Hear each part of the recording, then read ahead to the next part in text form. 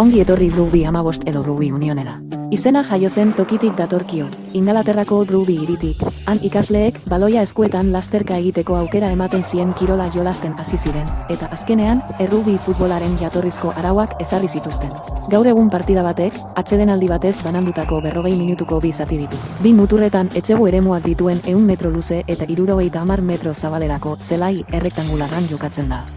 Eraso egiten duen taldeak aurkariaren entzegu marrarantz hurbildu behar du puntu aukerak sortzeko. Defendatzaileek bitartean baloia daraman jokalaria plakatuz lurrera botatzen saiatuko dira. Baina kontuz, ez edonola, plakatzea ezin da inoiz sorbalden lerroaren gainetik egin eta atzelariak gutxienez saiatu behar du aurkaria besoekin inguratzen. Puntu gehien lortzeko modua, entzegu marra igaro eta baloia lurrean jartzea da.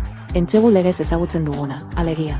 Entzegu batek 5 puntu balio ditu eta baloia jartzen den puntuaren perpendikularretik egindako jaurtiketa edo entzegu gauzatze batekin 2 puntu gehigarri lortzeko aukera ematen dizu. Baina hau ez da hemen amaitzen. Entzegu bat lortu nahian korrika egiten duzun bitartean zure taldekideei bakarrik pasa diezaiekezu baloia atzerantz edo lerroan. Inoiz ez aurrera.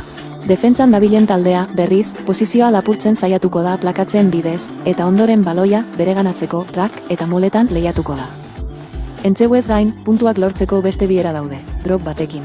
Bote lasterreko ostiko honek 3 puntu gehituko lituzke, edo aurkariaren falta batek eragindako zigor kolpe baten ondoren agetara jaurtiz, horrek ere 3 puntu balio ditu. Rugby 15eko taldea aurrelari eta atzelariez osatuta dago. Aurrelariak 8 dira, gorpuzkeran taldeko handienak izaten dira, eta scrum edo uztartze guztietan beraiek hartzen dute parte. Indarra eta erresistentzia da postu honetan gehien eskatzen dena. Atzelariak 7 dira, aurrelariak baino azkarragoak izaten dira, eta paseak egiten zein ostikadak ematen trebeak dira. Errugbian, postu bakoitzak bere ezaugarriak behar ditu. Horregaitik gorpuzkera guztiak dira ongietorriak. Errugbian baloia berriro jokoan jartzeko moduak apartekoak dira, eta fase estatiko bezala ezagutzen ditugu. Mele edo uztartzeetan, aurrelariek elkarrekin egiten dute bultza baloia berreskuratzeko. Lehenengo lerroaren erdian horpokatzailea egoten da, eta 2 mandetan arroinak. Tutxa edo alboko sakea, baloia kanpora irtetzen den bakoitzean egiten da. Talde biek sakea aterako duenaren aurrean jartzen dira. Derrigorrezkoa da baloia 2 lerroen erdira botatzea. Ordena jartzeko, arbitroaren figura dago. Alboko epaileen laguntzarekin baloiaren jabetza, zigor kolpeak edota faltak adierazten dituena. Eta errugbian zerbaitek arrotzen bagaitu errespetua da. Eta hori zaintzeko kapitaina da, epailearekin berba egin dezaken jokalari bakarra.